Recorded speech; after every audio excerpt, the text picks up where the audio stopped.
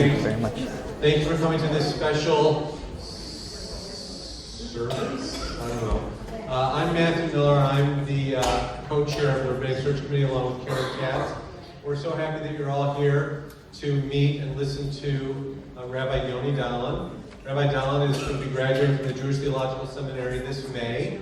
He hails from Sioux City, Cedar Rapids, Sioux City, Iowa, and is excited to be back in the Midwest. And you're all mic'd up? I think I'm all mic'd up. Is it working? I'm good. Okay. I have both, so there we go. Can you hear him on his mic? Can you hear me okay now? Okay. So I'm going to turn it over. Our plan is that Rabbi Dahlen is going to speak, and then we'll have a short amount of time thereafter for some questions and answers. I have a water bottle, so that can be yours. That's yours. And thank you again all for coming.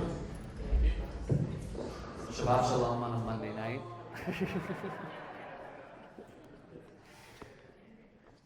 First of all, I want to thank everyone that I've met over the past day, 12 hours, 14. I'm not sure, but it's been a whirlwind, but it's been a really wonderful whirlwind.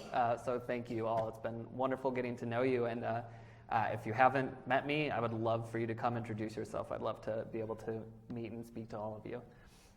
So thank you for coming. I know on a Monday night, it's kind of strange and pretending that it's Shabbat in some ways. I don't have the privilege of being with you all for Shabbat, but I've made promises that I will watch the feeds online to see what the Shabbat experience is like. So they say it's the true test of a relationship, the biggest challenge a couple can face. It's been known to tear apart even the most solid of bonds, to find the chips and cracks of flawless partnerships. I myself have had friends and loved ones who have fallen victim to its nefarious nature.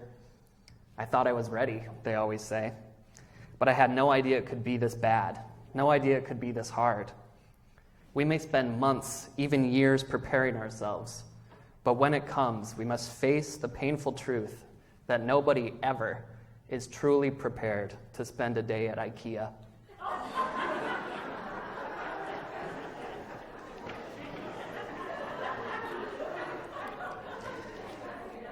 Now, the Swedes have gifted our world with some pretty amazing cultural and scientific contributions.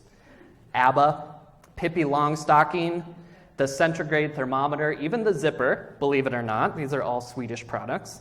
But the creation of the Scandinavian furniture superstore known as IKEA, we must all agree, is nothing short of an act of international warfare. Within the disorienting neutral color corridors where the scent of Swedish meatballs wafts from aisle to aisle can be found thousands of household items that look innocuous enough, but after hours of picking up flat, cardboard boxes whose sizes and shapes in no way resemble the product that they are said to contain, it quickly becomes evident that the trip will last far longer than when the car rolls back into the driveway. Once back home, boxes are open, hundreds of misshapen pieces fall to the floor, and with the assistance of a tiny complementary Scandinavian Allen wrench, assembly begins, and with it, the true understanding of what it means to be lost in the wilderness.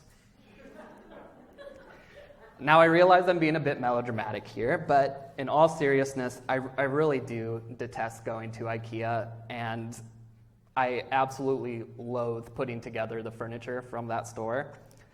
For the record, it's not about having to construct something. I actually love building things. I love working with my hands. I love working with puzzles, but it's the painstaking minutia, the hundreds of tiny pieces with confusing diagrams and unhelpful instructions that creates a constant feeling of anxiety and a very real fear of failure. I suppose that fear comes from my own frustrations, my own insecurities. That if I'm unable to follow the instructions or if I give up during the building process, that I have lost the challenge, or maybe even worse, that I wasn't really up to the challenge in the first place. In that way, some silly Swedish end table can represent something much bigger, something much more serious that really, truly does scare me. So how do we react when the challenges that lie before us seem just too complicated? Maybe there are too many pieces to put together. Maybe the instructions aren't clear, and we feel like we're going off script, walking into the unknown without a clear sense of direction or purpose. So what do we do with that anxiety when we feel we are doomed to fail, like maybe we weren't up to the task in the first place? In Parsha Vayikra, the anxiety of confronting the challenges of worth and expectation is amplified to the nth degree. After weeks of laying out the template for the Mishkan, the portable dwelling place of God, the structure has finally been built, and the tent of meeting is now filled with the divine presence. The next step, an entire book of the Torah on how to execute the sacrifices that will maintain God's presence within the Israelite camp. And just how difficult is this complicated process? Well, just to put it this way, so we get a visual of this, the Torah spends about 30 verses talking about the creation of the world. And it spends almost half of its 5 books talking about the creation of the Mishkan and the sacrificial system. It's that complicated. And as we see later in a few parshiot in a couple of weeks, one small mistake, one small misstep spells certain death, certain doom, certain disaster. So while the tasks and the challenges that we face in our lives as individuals, as families, as a community, might not carry the same weight, might not carry that same gravitas as the construction of God's dwelling place and the sacrificial system that maintains it, it would be a disastrous mistake to ignore the emotional power of these obstacles and that power's impact on our lives. Like Bezalel and Aholiav, like Aaron and his sons, like Moshe and the remainder of the Israelites, we're all faced with challenges where the odds seem stacked against us, where it feels like the weight of our loved ones or our community rests squarely on our shoulders.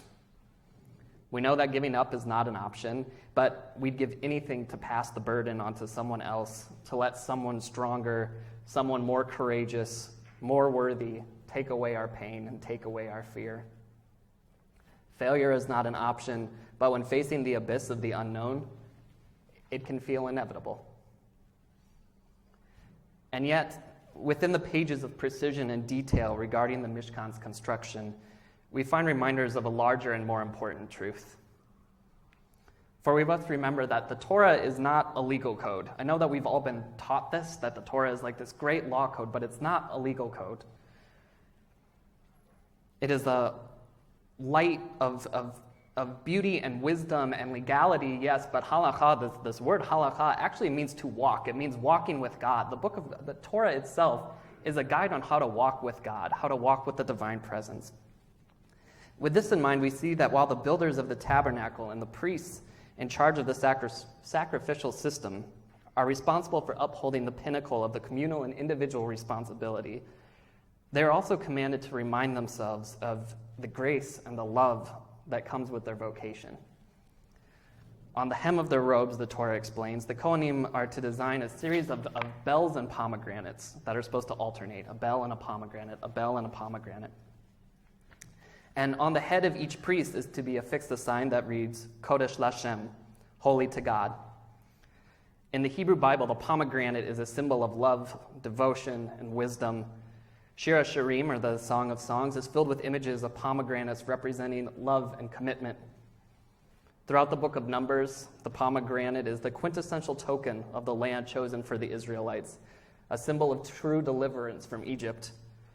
According to Kabbalistic tradition, every pomegranate contains 613 seeds. And those 613 seeds are supposed to be equal to the number of mitzvot that were given by God. And on Rosh Hashanah, Sephardi Jews add an additional blessing to the festival ritual, saying, "May it be your will, O Creator, that our year be rich and filled with blessings as the pomegranate is rich and filled with seeds." To adorn the priestly robes with a symbol of love and blessing expresses an incredible acknowledgement. It really does, that the work is indeed overwhelming, but it need not be undertaken alone. As we learn in Exodus 19, all of Israel is considered a nation of priests. And therefore, we too carry the promise of the pomegranate on the hem of our robes. All of us contribute to the building of the Mishkan. All of us help create the holiness that dwells within us. When we are face to face with the unknown, when the world seems too big, the pieces too numerous, the work too hard, we are commanded to take a step back and remember that we too are holy to God. That dwelling in the unknown is also compassion. That dwelling in the unknown is also forgiveness and understanding, for that is what a relationship of love provides. It provides trust and understanding and grace. We cannot avoid all the trials that come with life. They are part of what it is to be human. Nor can we avoid the pain and fear that confronts us along our respective paths. But it is my prayer for you all that you may also find seeds of comfort scattered among the pebbles and stones, that you may know where the pomegranates of your life can be found, so that they can be there to hold your hand along the way, and to remind you that your life is holy to God. As we come together tonight, learning with one another, praying with one another, celebrating with one another, let us find joy and blessings in the numerous pieces of this community. And let us always remember to take a step back and see those pieces for the beautiful whole that they create. As our reading of Vayikra begins, the work of our holy construction continues. We've just ended the book of Exodus, and we are beginning the book of Leviticus. And there's this wonderful expression that we say when we finish a book of Torah, where we say, Chazak, Chazak, Venit Chazek. So I wish us all tonight, Chazak, Chazak, Venit Chazek. May we be strong in health, may we be strong in spirit, and may we strengthen one another. Thank you very much.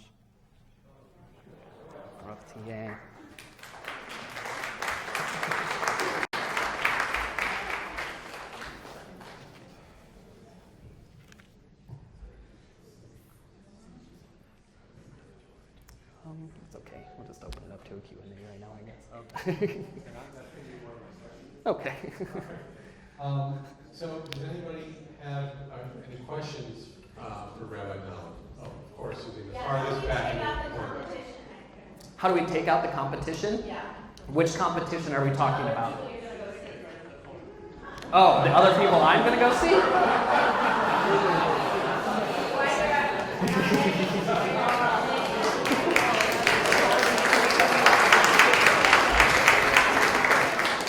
For their protection, I won't tell you who they are.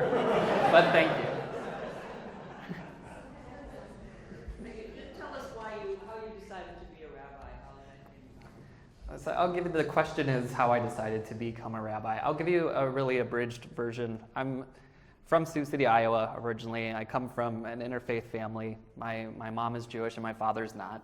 And I wasn't brought up religious in any sense of the word. And I went to college at a small Lutheran, Norwegian liberal arts school in Sioux Falls, South Dakota. Great. Where did you go to school? Woodbury, Ohio. Okay. I went to Augustana College in Sioux Falls, South Dakota. So we had to take an intro. Go Vikings. Vikings. Yeah. My second choice. Yeah.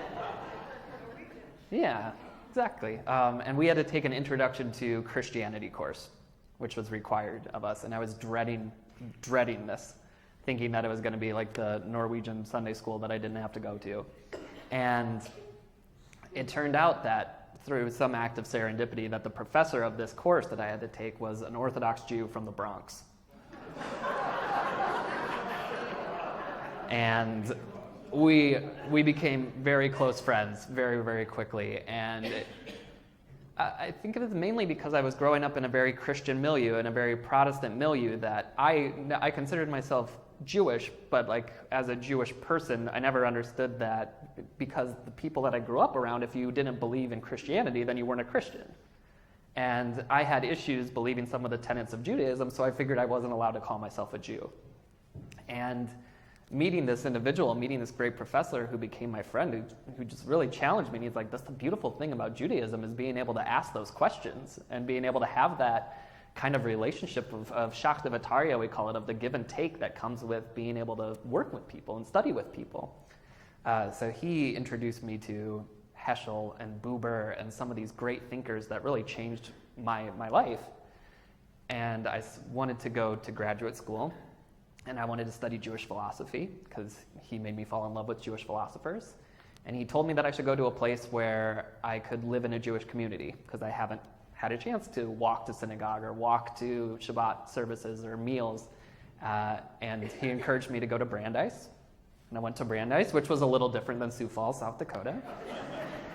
But I fell in love there, and I loved what I was studying, and I loved teaching, and I wanted to continue in the academic world, but I also was missing a big part of what it meant to be me, which was working one-on-one and having relationships with people, and also being able to express myself spiritually, which I couldn't do in the classroom the same way that I could as a rabbi. So I went to JTS. Yeah, thank you. How were you raised at home? And up to what age did you if the Christianity was the predominant way of life or Jewish predominant way, at what age did that switch to over? So the question is how I was raised in my home. When did you bar mitzvah? So I was never bar mitzvahed. I was raised in a family that really took literature and theology and philosophy very seriously, but wasn't outwardly religious in any way. So I don't think we had a predominant religion in the family. It was something that my dad had his cultural Norwegian Lutheran background, and my mom had her Russian Zionist Jewish background. And both of them were represented in art and books and different things in our house, and we could talk about them, but it wasn't really outwardly expressed.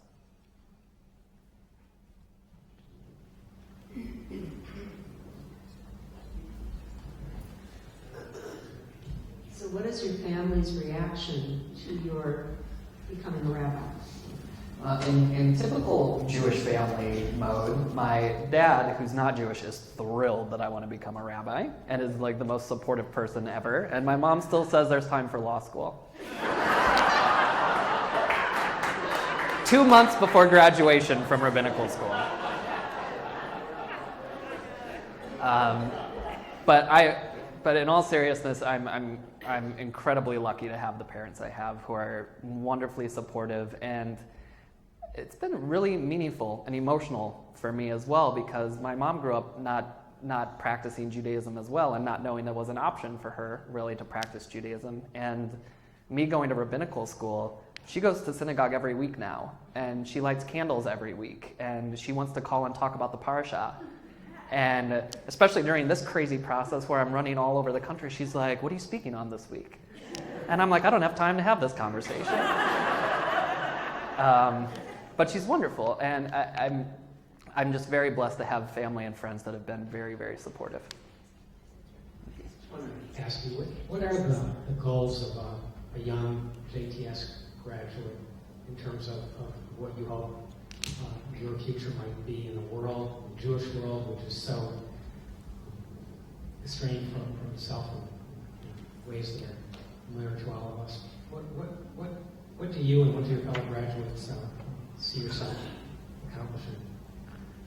It's a great question. I think that, first of all, I've said it a bunch of times since I've been here, but I'll say it more. I'm so optimistic about the future of not just Judaism, but conservative Judaism as well. I think, what's that?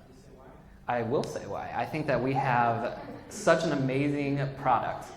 I think that what keeps me up at night is this question of apathy from Jewish people who say, I don't have the time to invest in what it means to be a true practicing Jew, whatever that means.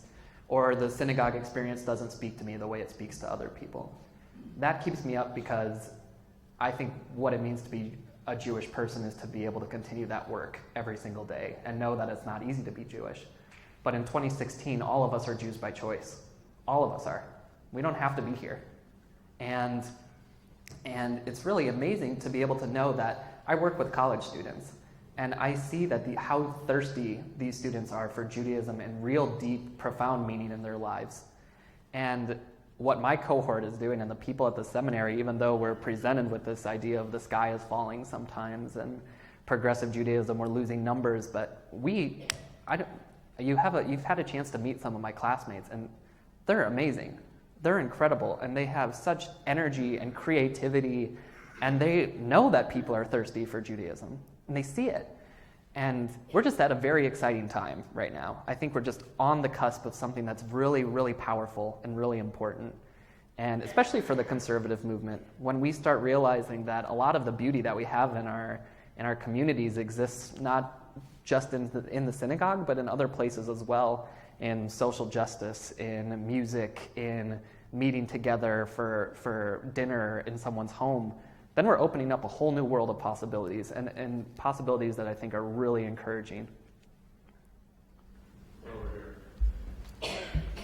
Rabbi, thank you for coming to Detroit. Let's start with that. Thank you. So can you give us a little input onto how music, I understand you have a musical background, how does music play a part in our services and in the future? Great question. My biggest concern with any music, first of all, I come from, my mom's side of the family is incredibly musical. I grew up with music surrounding me all the time. And for me, music is a very important way for me to connect spiritually. And I think I think it's a universal language. I think that no matter what synagogue you walk into in the world, the fact that you, even if you might not understand the dialect or the accent, that there is still that hint of something Jewish in the music that you can hear that makes you feel like part of something bigger. So my biggest concern is if music becomes part of the synagogue, but it becomes performance and not participation, then we lose something. But when you have such amazing talent here, who has such amazing gifts, when you have a world-class chazan, and you have members of clergy who have wonderful voices and can play music, and that's what filling the room with ruach, filling a room with spirit is all about. And by the way, I think it starts young, super, super young. I encourage people to play music for their kids, to sing Hebrew songs, whether they be Jewish songs or Israeli songs, whatever, to get children to be surrounded by music at such a young age. It really inspires a sense of pride and a sense of connection to your people. Thank you. Great. So Rabbi, I graduated from Ikea College and in Sweden, and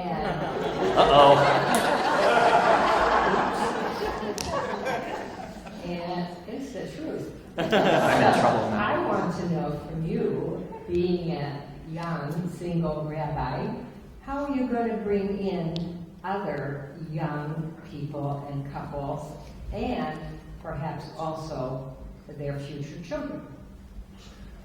It's a great question. I'm sorry for my Swedish jokes. But in all fairness, my dad's Norwegian. We're supposed to be able to have that play. I think it's a wonderful question. It's the biggest question that's facing synagogues all over the world. And we were having this great conversation last night at dinner. Is how do we cater to a group of people of our generation who see Judaism and they see a bunch of different Jewish models where the Judaism is free. Chabad gives you free Judaism. Aish gives you free Judaism. And other places that aren't free are still pick and choose a la carte Judaism, where you can take this part, believe that part, take this part, believe that part.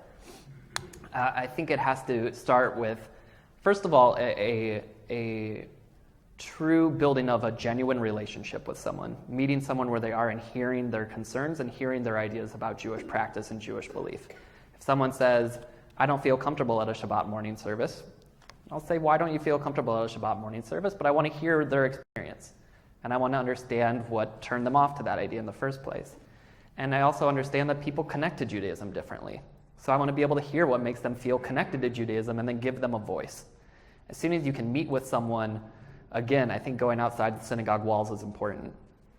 Being able to sit with someone, invite them into your house for dinner, and be able to sit and hear them and hear their story, and be able to inspire that leadership and say, this sounds like it's right up your alley. I want you to spearhead this event. And then being able to give them the power and the leadership to do that, and then to come back and say, the synagogue gave you this. We gave you this gift. And I think gently nudging after some time, being a little bit of a nudnik, but that's part of who we are too, is being able to say, you're part of this community, and this community needs you the same way that you need that community. And I think people are starting to understand that more and more. I think it's a much longer conversation, but I'm happy to have it with you as well. Right over here. Rabbi, we've touched on this a little bit, but maybe you can expand on this a little bit. What are you looking for personally in a synagogue, in a community, and in a mentor? That's a great question. I think I've been in New York for 5 years, and I was in Boston for 2 years before that, and I was living on a kibbutz, and I lived in Jerusalem, and the whole time I stayed a good Midwestern boy. And I think for me, the most important thing is that I find a place that feels like home, and it feels like I'm a rabbi, but I also feel like I'm a member of the congregation, that I'm a member of the community.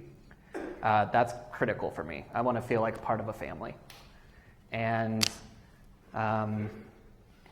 what was the second part of your question? Sorry. Mentor. Looking for a mentor. I think this is a really hard question for a member of clergy to answer, because it scares people to say what I'm about to say, but I'm going to say it. As a rabbi, I'm not solidified in any of my theology or my halachic practice. I'm continuing to learn, and I'm continuing to grow, and I'm continuing my own Jewish journey. And what I look for in a mentor is someone who can help me with that journey, and to be able to offer guidance and support when I feel that my work is too much for me, that sometimes that something that used to be meaningful for me has lost some meaning, or that something that's brand new to me might be challenging, but something that I'm really interested in exploring. Someone who will cultivate that and be able to sit there with me and be able to explore that. Thank you.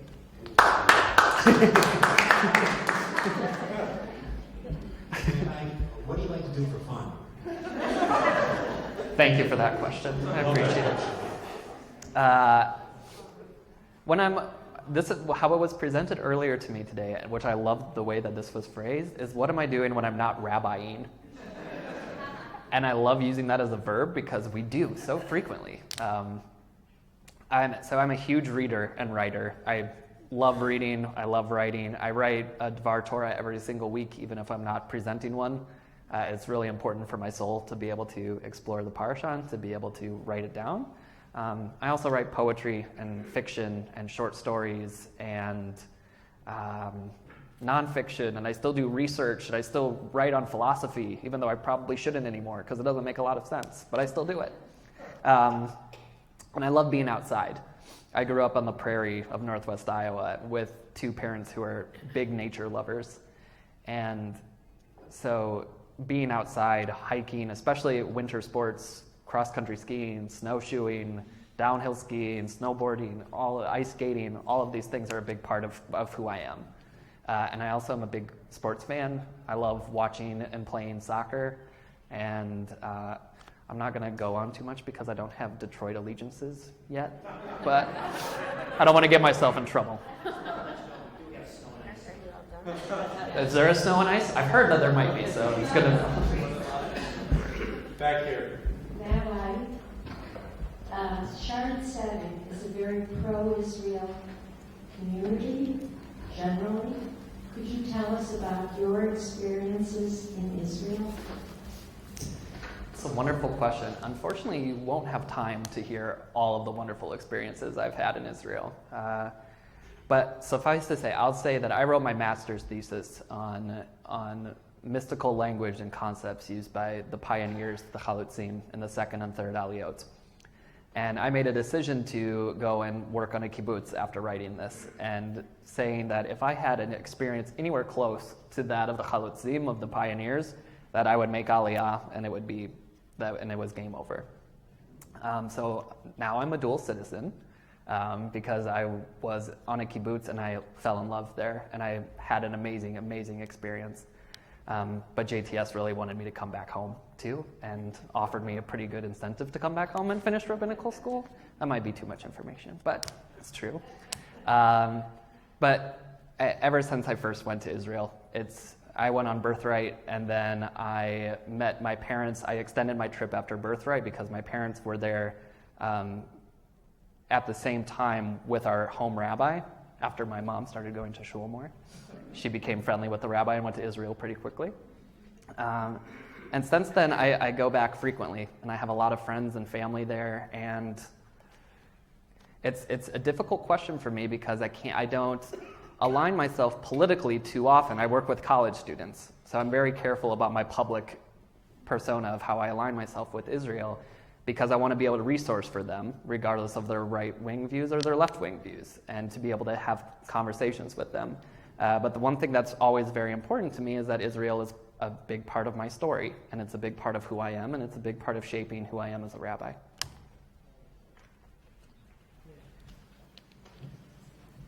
All right, a short question and then a longer one. First of all, are you being honest with us when you say that you can construct something from IKEA? Listen, I've already gotten myself in trouble talking about Swedes and IKEA. But I've done it before. Okay. Because that is something that we're concerned with. You should be. So you're good at following instructions. I can do it in Swedish. Right. The second question is a little more serious, and it's a follow-up on some other questions. The conservative movement is really struggling in America. What are your views? Does the conservative movement need to change? Or what are they doing that is losing the battle, let's say, to both Orthodoxy and Reform Judaism? I think I touched on this a little bit earlier, but I think that, first of all, using the numbers from the Pew Report and this idea of what are we doing, progressive Judaism is dying and conservative shuls are losing membership, it's just not the right model. It's just not the right mindset, I don't think. I think that what's happening right now is that conservative Judaism had a heyday. It really had its moment in the sun, and it was doing so well that in just a normal, it's almost an economic model, that there's kind of turnover and that there's new ideas that are explored and new fashions that come into play religiously as well. I think conservative Judaism has taken longer than other denominations responding to the changes because we were up on top for so long. But that doesn't mean that we're not open to them now. And it doesn't mean that we're not changing every single day, because that's what it means to be conservative Jews, is that we're taking our traditions and our history and halakha and Jewish text seriously, but also trying to figure out what it means to do that in 2016 and to do that next year in 2017, because our society changes, thank God, right? There's a lot of good things that come with change. And I do think that we're responding to it, and I'm incredibly optimistic about it. I don't know what it's going to look like halakhically. I don't. I think there are big changes that are coming, or at least that are on the horizon that people are nervous about. But I also think that there are smaller changes that need to be made that aren't big issues, such as really going out and being able to do outreach and doing engagement and sitting down with people one-on-one in a model that used to be in a very conservative, in a traditional conservative model, which was you made an appointment to go to the rabbi. And that's not how people work anymore. And I think we need to understand that. I think some people can still do that. And for other people, because culture has changed, they almost want to, some people fly under the radar hoping that someone reaches out to them. And I think that we have to be receptive to those people.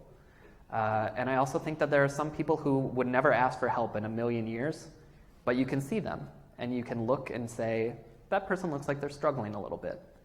And I think that's first and foremost our biggest challenges as conservative Jews, are how we treat one another. And I think that definitely goes to Jews of color, Jews of choice, Jews who decided to convert to Judaism, and something that's really personal to me, interfaith couples and families. I think we have not done a great job in the conservative movement of being very welcoming to a lot of Jews who don't look like the traditional Jewish model that we're used to. And I think those baby steps are crucial baby steps to the survival of our movement and to, once again, being a thriving movement. Thank you. Being from the generation of which I'm a member, I often find these days of super diversity confusing and difficult. We obviously are seeking the best person we can find for our congregation. But I'm just wondering, as a young white man, Do you experience any sort of discrimination in your travels? If you're not a woman, you're not Hispanic, you're not black, you're not, you're a white guy. Right. Listen, I'm going to be careful with the way that I say this, because I don't want to make it sound like I'm a victim in any kind of way. But there are places where I actually feel like the minority now, and I feel like there are definitely some very progressive shuls that don't like the fact that I'm straight and don't like the fact that I'm a man, because I actually kind of embody for some shuls the traditional model that they don't like anymore. And it's true. And I don't. Again, I'm not going to say that that's an unfair thing, or that I just think that it looks different to different people. And I think people have different histories and they have different associations with what it means to have a straight, white rabbi. Yeah. Thank you for your honesty. Yeah. Is someone over there asking? No, you are. Okay. I want to ask a question about children. You sound like you had a wonderful childhood out playing in the prairie and all of that. But there are many young families that belong. I didn't mean it that way, but there is something to say for that, and it's wonderful. But there are a lot of young families that join the synagogue because they need a Hebrew school if they don't send their children to Jewish day school. And that seems to be an issue that we need to deal with on an ongoing, deal with it all the time. What is your philosophy about a synagogue's Hebrew schools and how they should function, and what the role for the synagogue is? It's a great question. I think one of the things that has failed us as Jews, especially as progressive Jews, over the past few decades is that we are so bar bat mitzvah focused that a lot of people lose track after they read their Haftorah and they give their Devar. We never see them again. They built themselves up to the place where they were supposed to become a man or become a woman in the community, and then we don't offer. We expect to see them again when they get married or when they have kids. And I think that there are so many great moments of life that we should be there for our kids to experience, and to be able to say, your bar bat mitzvah is a huge part of your life. But when we live in 2016, that's not adulthood anymore. We can say that it's adulthood and it's part of our tradition, but there are great milestones that we want to be there for with our kids. We want to be there when they start driving, and when they go to prom, and when they graduate from high school, and when they start college, and all these things that make people feel like they're part of a community and part of a family. So I think that the model needs to start young, and it needs to start with having a sense of pride and being a Jewish person and belonging to a community. And I think that comes with using Hebrew often in the home and in the synagogue. I think it comes again with music, having music being a huge part of what we're doing, and Hebrew school to not try to fit as much bar bat mitzvah prep into every single Tuesday and Sunday, and try to find time to say, what are the questions that we're talking about? What makes us feel proud to be Jews? What makes us feel not so proud to be Jews sometimes? And to have that conversation, to be able to really cultivate that awareness of what it means to be Jewish, and let these kids know that they have people that they can depend on for their entire lives. Rabbi, you mentioned music a number of times, and you talked about singing, and so I'm going to toss up a softball and ask you if you would sing for us your favorite prayer from any service, holiday, Shabbat, high holiday, whatever you want. It could be 20 seconds, it could be a couple of minutes, but I'll leave it to you. Great, thank you. This is like an IKEA construction. Or if you really wanted, you could grab the guy in the corner and see if he'd sing with you. Yeah. That'd be a good idea. Okay, so I'll do this as a nigun, so feel free to sing along. This is one of my favorite tunes, Titsama Nafshi, which is one of my favorite Shabbat zemmers. And it goes, Yai dai yai nai nai nai yai dai yai nai nai nai nai yai dai yai nai nai nai nai yai nai nai nai yai dai yai nai nai nai nai yai dai yai nai nai nai nai yai dai yai nai nai nai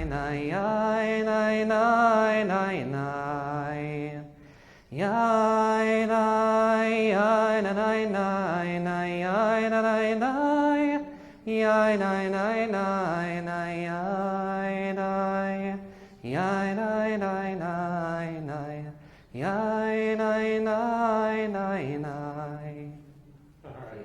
Thank you. Everyone, thank you all so much. The pizza is here, and so we will retire back to the Berman Center where you'll have plenty of opportunity to speak to Rabbi Dahlen between bites of pizza. I assure you there'll be no pepperoni on the pizza, or if it isn't fake pepperoni. I want to thank you, Rabbi, for coming once again, and we'll see you all in the Berman Center. Thank you.